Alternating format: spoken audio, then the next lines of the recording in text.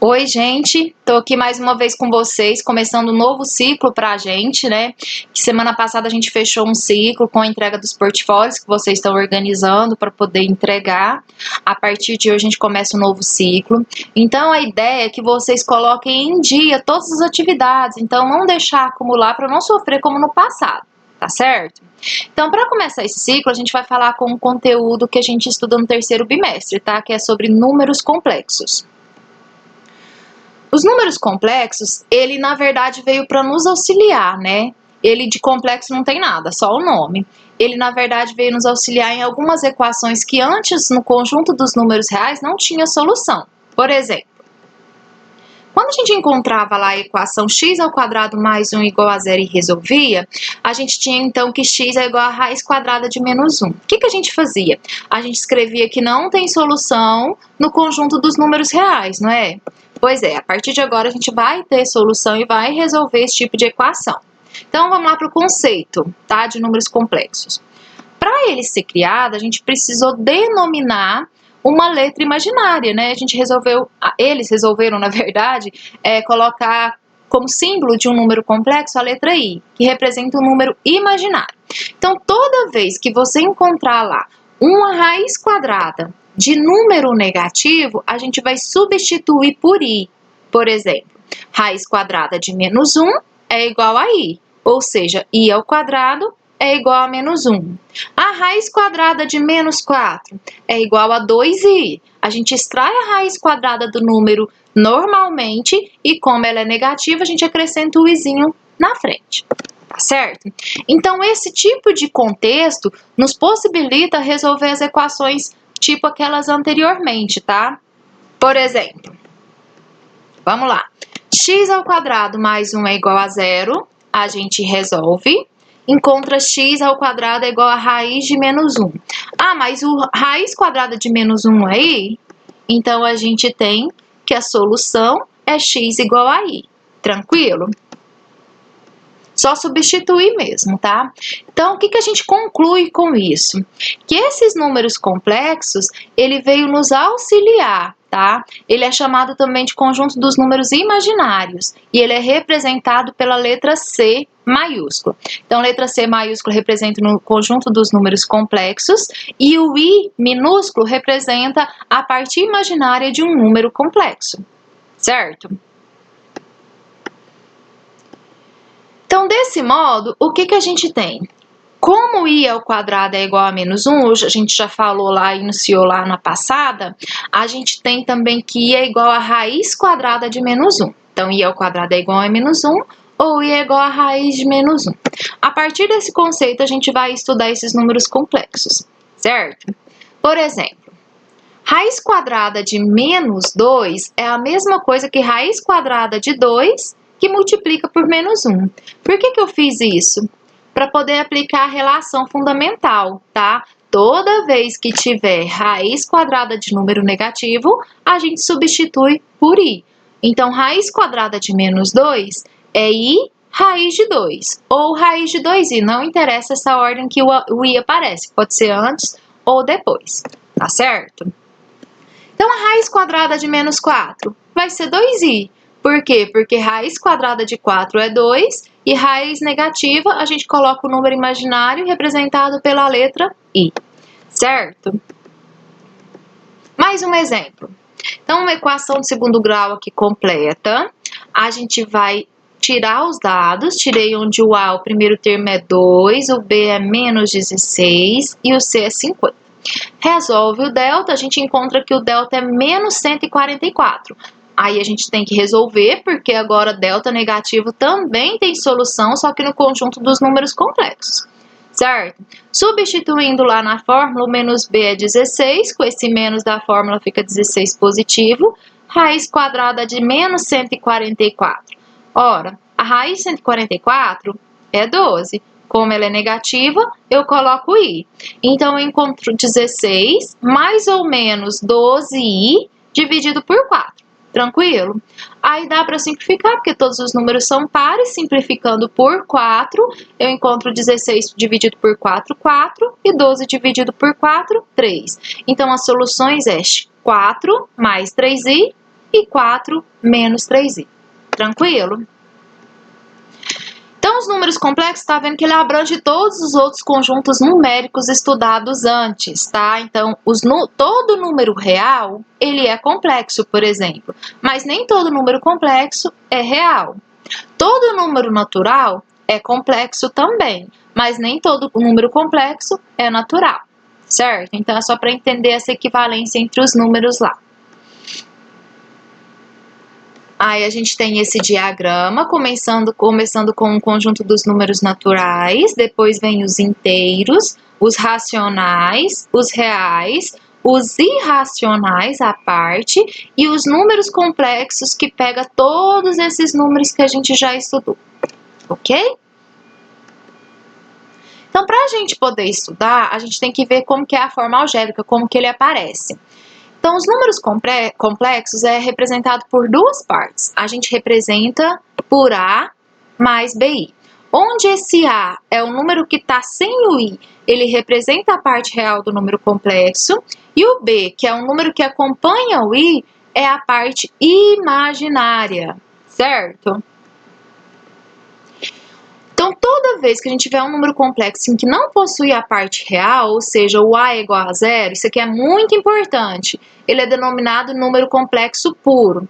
Então, não tem parte real, ele é complexo puro. Agora, se não possui a parte imaginária, que é o número que acompanha o I, que a gente chama de B, ele é denominado número real. E se os números imaginários que possuem ambas as partes são simplesmente chamados números complexos? O que isso aqui quer dizer? Isso aqui é muito importante, tá? Toda vez que a gente tiver número parte real e parte imaginária, a gente tem um número complexo, tá? Toda vez que a gente não tiver a parte real, ele é chamado de complexo puro. E toda vez que não tiver a parte imaginária, ele é chamado de complexo real. Entenderam? Então, não tem a parte real, é complexo puro. Não tem a parte imaginária, ele é um número real, tá certo? Vamos fazer um exemplo aqui, por exemplo, esse 2 mais 4i é um número complexo. Por quê? Porque ele tem parte real, que no caso é 2, e a parte imaginária, que no caso é 4. 8 menos i raiz de 2 também é um número complexo, onde a parte real é igual a 2 e a parte imaginária é menos raiz de 2, certo? Já o 6i é um número complexo puro, porque ele não tem a parte real. Tá vendo que não tem o número sozinho aqui? Então, ele é chamado de número complexo puro. O número 4, ele é chamado de número real. Por quê? Porque não tem o número que acompanha o i. Então, se não tem a parte imaginária, ele é chamado de número real. Ficou claro isso? O menos i, por exemplo, ele é um número complexo puro. Não tem a parte real e a parte imaginária, vocês concordam comigo que é menos 1? Quando não aparece é como se tivesse 1. Então, a gente tem como parte imaginária o menos 1. Esse é um número complexo, então, puro. I ao quadrado é um número real, tá certo? Então, vamos lá. Tem alguns conceitos que vai facilitar na hora da gente resolver os exercícios, tá? Um muito usado é chamado de conjugado. O conjugado de um número complexo, na verdade, ele é representado por um tracinho em cima do z. Se o z é igual a mais bi, o conjugado vai ser o z com tracinho em cima. Aí o z com tracinho em cima, que a gente chama de conjugado, é só a gente inverter o sinal da parte imaginária. Então, se o z é a mais bi, o z conjugado é a menos bi. Mantém o sinal da parte real, troca o sinal da parte imaginária, certo? Uma coisa muito importante também é as potências de i desses números imaginários. Ó, eu fiz aqui nessa primeira coluna de cá as 4 primeiras potências, que é as que vocês têm que saber, tá certo? I elevado a zero é igual a 1, porque todo número elevado a zero é igual a 1. I elevado a 1 é igual a i, porque todo número elevado a 1 é igual a ele mesmo.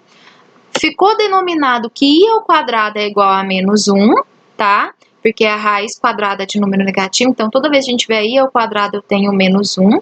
E i elevado a 3 é igual a menos i. Então, a sequência fica 1, I menos 1 menos I. Se eu for aumentar essas potências, 4, 5, 6 e 7, por exemplo, que dá uma outra sequência de 4 potências, eu tenho 1, I menos 1 e menos I. E assim sucessivamente. I elevado a 8 é 1, I elevado a 9 é I. Então, vocês percebem que I elevado a 0 é igual a I elevado a 4, que é igual a I elevado a 8. Porque a gente faz uma sequência dessas 4 soluções, tá certo? Isso é interessante porque isso nos auxilia a encontrar qualquer potência de I com essas 4 primeiras. Então, se você souber essas 4 primeiras, você resolve I elevado a 3.000, I elevado a 100.000, qualquer potência a gente consegue converter sem fazer passo a passo. É só a gente dividir a nova potência por 4 e pegar o resto. Como assim? Suponhamos que a gente tem 1047 como potência de I. O que a gente faz? Pega o 1047, divide por 4, cabe 261 e sobra resto 3. O que me interessa é o resto, tá? Então, eu não coloco vírgula e continuo a divisão, não. Eu quero um resto inteiro. Então, o resto é 3. Então, eu posso falar que I elevado a 1047 é igual a I elevado a 3. E I elevado a 3 eu sei que é menos 1. Tá vendo? Qualquer número da potência que eu coloque, agora para vocês resolverem, basta dividir por 4 e pegar o próximo, o resto.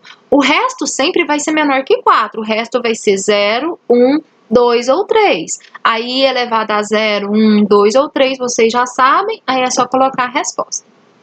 Certo? Vamos ver se tem mais um exemplo aqui. Aqui a gente tem uma potência que a gente tem que desenvolver. A gente tem um número complexo aqui, ele tem parte real, tem parte imaginária. Parte real é 2, parte imaginária é menos 2, certo? E pediu para a gente elevar a 6.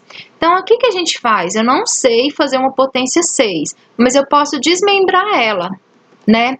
Eu posso pegar esse 6 e colocar em potência de potência, que é 2 e 3, porque 2 vezes 3 é 6. Por que eu fiz isso? Porque aí eu consigo desenvolver esses produtos notáveis aqui de dentro, tá? Isso vocês não aprenderam que é o quadrado do primeiro, menos 2 vezes o primeiro vezes o segundo, mais o quadrado do segundo. Coloquei esse 3 lá de fora porque eu desmembrei o 6 e ficou um 3 aqui. Então, 2 ao quadrado é 4. Esse menos 2 vezes 2 vezes 2i dá 8i. E 2i elevado ao quadrado dá 4i ao quadrado.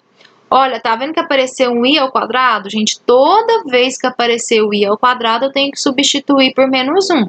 Então, vou escrever mais uma vez, substituindo o i ao quadrado por menos 1. Vai ficar 4 menos 8i mais 4 vezes menos 1, que dá menos 4. Isso tudo elevado ainda a 3, que eu deixei esse 3 lá do 6 ainda lá de fora. Aí, parte real com parte real eu posso juntar. 4 menos 4, eu elimino, dá 0, e sobra menos 8i. Então, eu tenho menos 8i elevado a 3. Agora, ficou uma potência pequena, que é fácil de fazer, né? Menos elevado a expoente ímpar continua menos.